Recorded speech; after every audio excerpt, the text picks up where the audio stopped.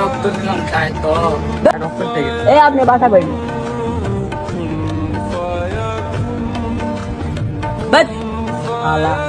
আমার না একটা রিক্সা চালক হয়ে তুই আমার সাথে রাখতে আসবি ডাক্তার সাহেব আমার মা হল তার মা তো মারা গেছে কি জন্য?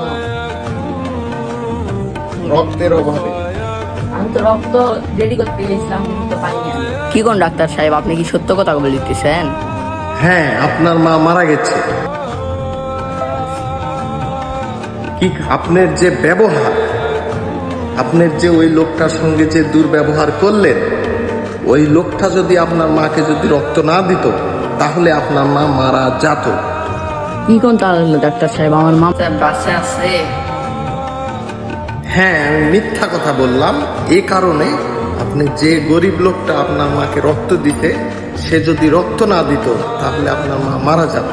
আর আপনি সেই লোকটার সাথে এত দুর্ব্যবহার করলেন। ওই লোকের কাছে যায় তাড়াতাড়ি ক্ষমা চান, ওই লোক আপনার মাকে রক্ত দিছে, তা না হলে আপনার মা বাঁচত না।